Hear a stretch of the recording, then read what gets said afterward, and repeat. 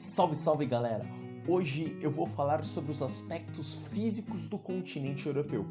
Para isso, vou utilizar um mapa, acredito que fica mais fácil.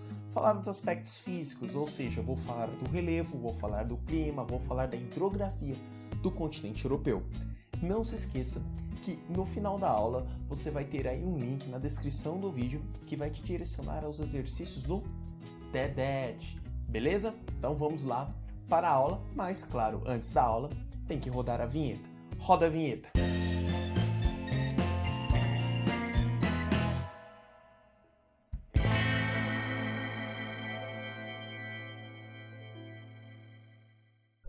Bom, galera, estamos aqui para falar um pouquinho aí dos aspectos físicos do continente europeu. Se vocês fizerem uma análise bem simples aí do continente europeu, vocês irão observar, bem fácil, que o continente europeu é uma terra bastante recortada. Olha só, você consegue ver um monte de mar interior dentro desse continente. Nós temos aí o Mar Cáspio, o Mar Negro, o Mar Báltico. Entretanto, o que destaca o continente europeu, ou talvez o diferencia de outros continentes, é a sua quantidade elevada de penínsulas. As penínsulas vocês irão observar aqui, ó. As penínsulas vocês irão observar nessas aqui que eu vou mostrar para vocês, olha só. Então nós temos aí a Península Ibérica, muito famosa, né? Pelo que abriga os dois países que navegaram pelos 7 mares, Portugal e Espanha. Nós temos aí a Península Escandinava, a Suécia e a Noruega, e a Península Itálica, na verdade, a Bósnia. Temos outras penínsulas, como vocês podem observar aí a Península de Kola, a Península Balcânica, mas aí eu dei um ênfase nas 3 penínsulas, que pelo menos eu acredito ser as principais. E aí outro destaque do continente europeu, quando a gente pensa em estrutura, nós vamos ter aí os mares interiores, como eu já citei. Vamos ter aí o Mar Negro, vamos ter aí o Mar Báltico, para muitos é o Mar da Alemanha, durante muito tempo foi o Mar da Alemanha, e temos também o Mar Cáspio. Curioso, o Mar Cáspio é o maior mar interior da Terra, ok? Então é bem simples, se vocês analisarem o continente europeu, ele vai se diferenciar de outros continentes por possuir muitas terras recortadas, mares interiores e muitas penínsulas. É uma terra onde esta terra ela é uma continuação do continente ao mar. Em palavras simples, é uma terra, ela tem água nos seus 3 lados menos um. Então é quando o continente se estica. Ó, você pode observar aqui na Península Ibérica, tá bom? Então é quando a terra ela avança o mar e do lado dela ela é rodeada de água menos um lado. Se ela fosse rodeada de água por todos os lados, ela seria uma ilha, por exemplo, como a Islândia. Perfeito? Então isso é uma península. Aliás, falando em península, vou até dar um destaque. A Europa, o continente europeu, pensando nos aspectos físicos, é uma península da Ásia. Perfeito? Fica bem fácil. Vocês vão olhar nessa imagem, aí vocês vão ter a dimensão, o quanto a Europa também é uma península da Ásia. Perfeito? Quanto ao relevo do continente europeu, é bem fácil destacar. Basicamente, aí 75% de toda a Europa ela é constituída de planícies. É estranho, né? Porque sempre quando a gente pega uma foto da Europa, as pessoas sempre nos mostram as montanhas, por exemplo, os Alpes suíços, mostram os montes escandinavos. E aí fica bem difícil quando de repente você pega um mapa de estrutura geológica da Europa e você observa que o continente europeu mesmo não é um continente de terras muito altas, e sim de terras baixas, mas a gente tem que dar destaque sim a algumas terras. Se vocês observarem aí na região central da Europa, você tem uma grande planície. Muitos dão o nome dessa planície de planície centro-europeia ou, aqui nesta região, de planície germânica, em referência à Alemanha. Mas vamos destacar alguns compartimentos relevo do continente europeu. Aqui ao sul nós iremos ter os Alpes, tá aí uma imagem dos Alpes, dos famosos Alpes suíços. Então um conjunto de dobramentos modernos de regiões bem altas no continente europeu. Já na região central, como eu dei uma destacada, nós temos a planície, tá aqui um destaque, uma planície centro-europeia. No caso que essa imagem é a região norte da França. E eu dei destaque aos montes Urais, os maciços antigos do continente europeu. Poxa, professor, por que tu deu destaque aos montes Urais? Os montes Urais ele é a divisão natural, entre a Europa e a Ásia, então é a divisão natural. Então, da parte leste dos montes Urais, nós iremos ter a Ásia, e já na parte oeste dos montes Urais, nós iremos ter a Europa, perfeito? E aqui, ó, no sudeste europeu, nós iremos ter o Cáucaso, ó, que é a cordilheira do Cáucaso, já pegando a região ali da Turquia, tudo bem? Então, basicamente, eu dei alguns destaques em alguns compartimentos de relevo do continente europeu.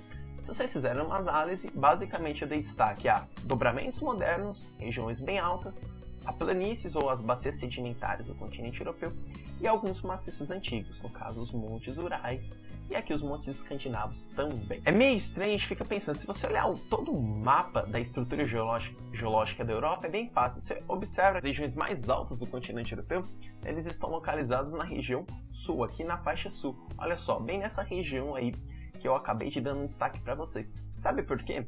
Essa região sofre movimentos de placas tectônicas. Por exemplo, como vocês podem observar nessa imagem, nós temos aí nessa região a divisão entre a placa euroasiática e a placa africana. Ou seja, nós temos aí um movimento convergente de placas tectônicas. Lembrando que o movimento convergente é quando as placas tectônicas elas se unem, então elas se convergem e aí você tem essa região aqui. Não estou olhando na câmera, olhando na imagem, sendo essa região bem elevada no continente europeu. Então, fazendo um resumo, nós vamos ter aí 3 compartimentos de relevo na Europa. Vamos ter os dobramentos modernos, fruto então de movimentos recentes de placas tectônicas. Vamos ter as bacias sedimentares, a planície centro-europeia, terrenos baixos ou, para alguns, a planície germânica. E vamos ter aí os maciços antigos. Basicamente, grandes planaltos, ou maciços antigos, então você tem terras altas, mas já que sofreu bastante processo de erosão, como os montes Urais e os montes escandinavos. Basicamente, eu divido o continente europeu nesses 3 compartimentos de relevo.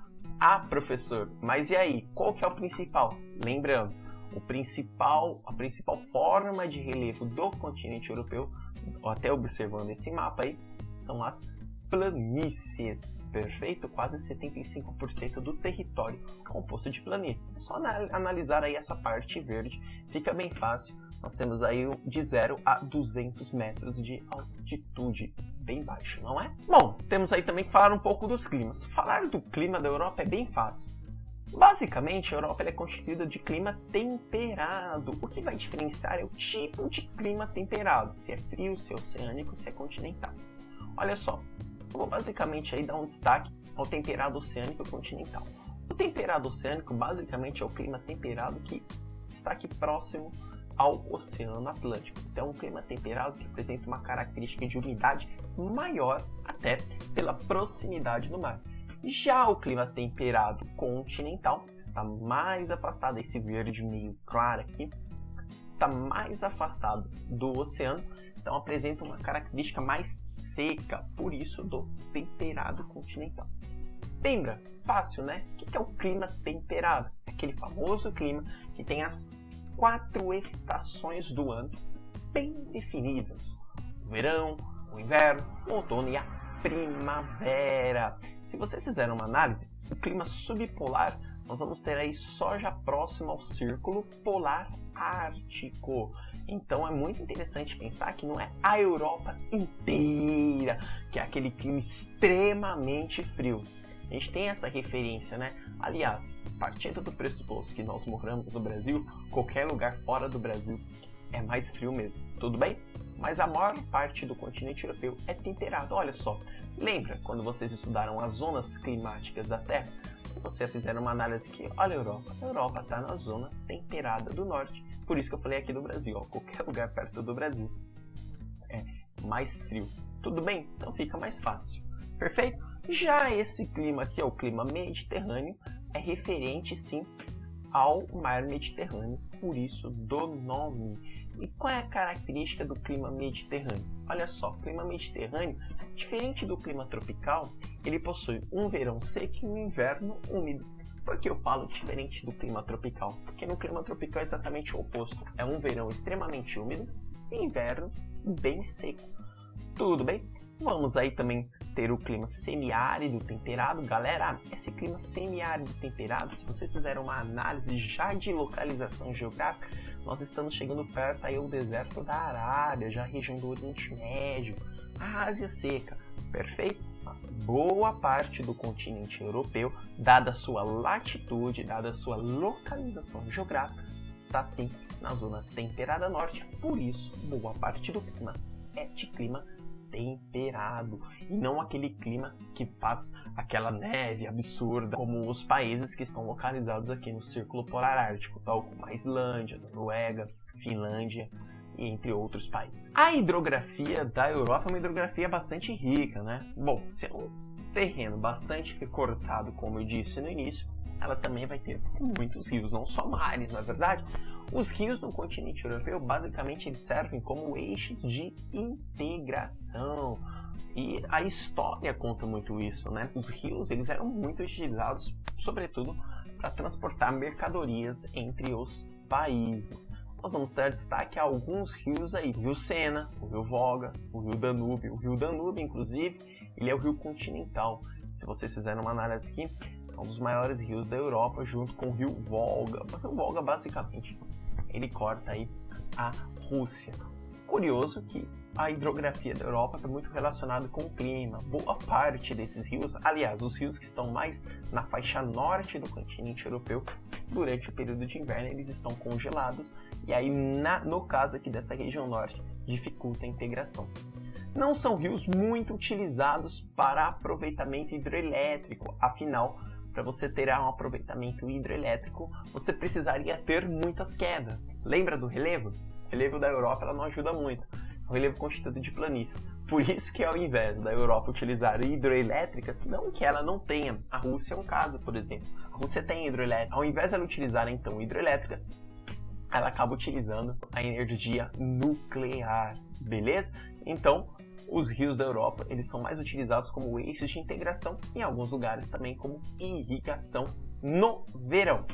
Beleza? Basicamente, os aspectos físicos gerais do continente europeu são esses. Isso aí, galera. Vocês acabaram de ver a aula. Espero que o tema ficou claro para vocês.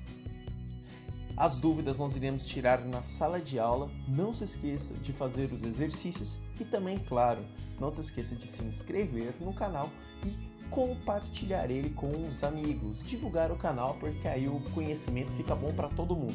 Muito obrigado, até a próxima. Valeu!